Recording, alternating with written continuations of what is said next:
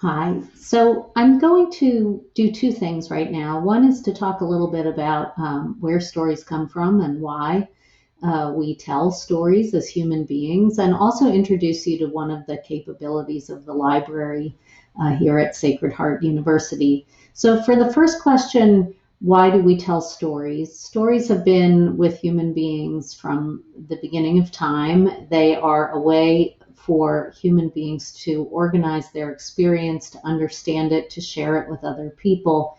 Communities share stories of triumph, of despair, narratives of battles, of births, of the momentous occasions in people's lives, but also the small occasions, the funny occasions. Storytelling was a great way to pass the time and always has been from the earliest times in different communities and groups of people.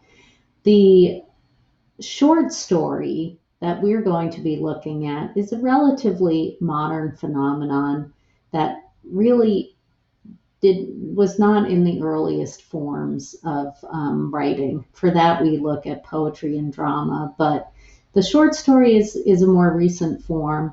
However, it has some ancestors in the fable, in the fairy tale, and you might ask, what are the differences and what is a fable and what is a fairy tale? And for that, I would take you to take a quick peek at the library. This is the way in from Sacred Heart to the official library website. I'm just going to click us in there and go to the official library website. This will just take 1 second as it opens.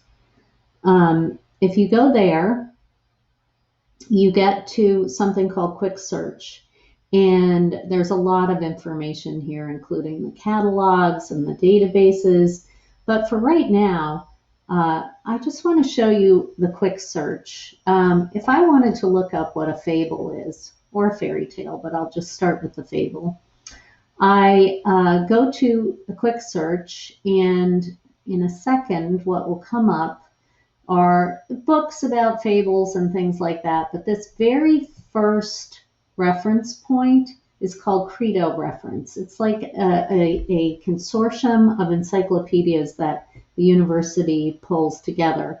And for the beginning of research and understanding things, it's a great place to go. I find it a great resource for writing papers and all sorts of things. So it will give you an initial definition of, say, what a fable is, brief verse or prose narrative or description whose characters may be animals or inanimate objects acting like humans, or less frequently personified abstractions or human types. So we're going to talk a little bit about fables. And it gives you definitions from different encyclopedias from different time periods.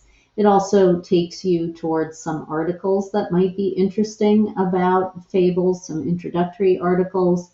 And it also gives you this mind map, which is a way to, if you're trying to think about how to write about something, might give you some other suggestions. So it really is a great place to start. And if we look up fairy tale, we would get a different definition.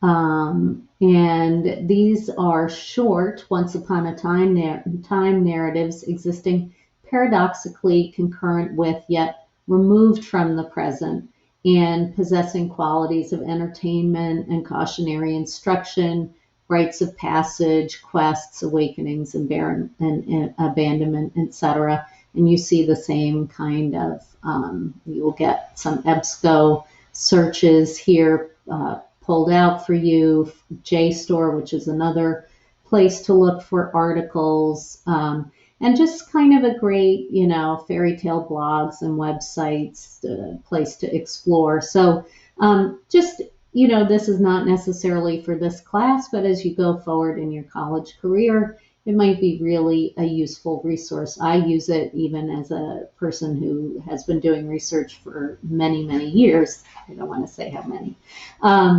So I point you to that. If there's ever a terminology that I'm using that you don't understand, or you want a deeper understanding of something we're talking about, that is a great place to go.